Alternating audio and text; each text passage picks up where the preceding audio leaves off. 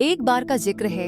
एक छोटे से गांव में एक अच्छे दिल की लड़की थी जिसका नाम मीरा था। उसे पेंटिंग करना बहुत पसंद था, लेकिन उसके परिवार गरीब थे और उनके पास आर्ट सप्लाई खरीदने के लिए पैसे नहीं थे। एक दिन जब वह जंगल में घूम रही थी, उसे एक छुपी हुई गुफा मिली। उस गुफा के अंदर उसे एक जादुई पेंट ब्रश मिला जो हल्का सा चमक रहा था। मीरा बहुत खुश हुई और उस पेंट ब्रश को घर ले आई। उसने पेंटिंग शुरू की और उसकी हैरानी का कोई ठिकाना नहीं रहा जब देखा कि जो भी वह पेंट करती वह जिंदा हो जाता।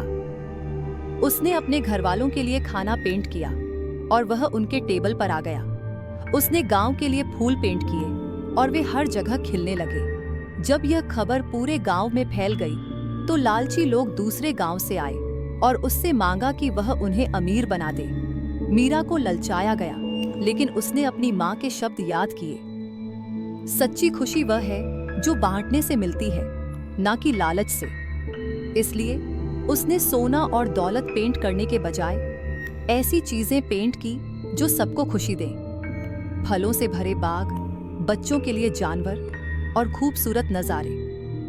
गांव वाले फिर से खुश हुए और जो उनके पास था उसकी कदर करने लगे। लेकिन एक दिन एक खुदगर्ज व्यापारी आया जो पेंट ब्रश अपने लिए लेना चाहता था।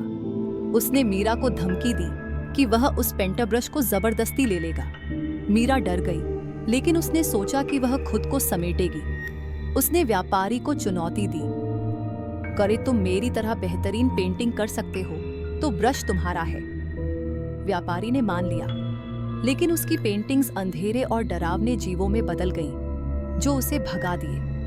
मीरा ने फिर एक खूबसूरत इंद्रधनुष पेंट की जिसने गांव में खुशी और हंसी फैला दी, यह समझकर कि उसकी ब्रश की असली ताकत सिर्फ खुद पेंटिंग करने में नहीं बल्कि खुशी फैलाने में है। मीरा ने तय किया कि वह पेंट ब्रश जंगल में छुपा देगी, सिर्फ उन लोगों के लिए जो दिल से पाक हैं।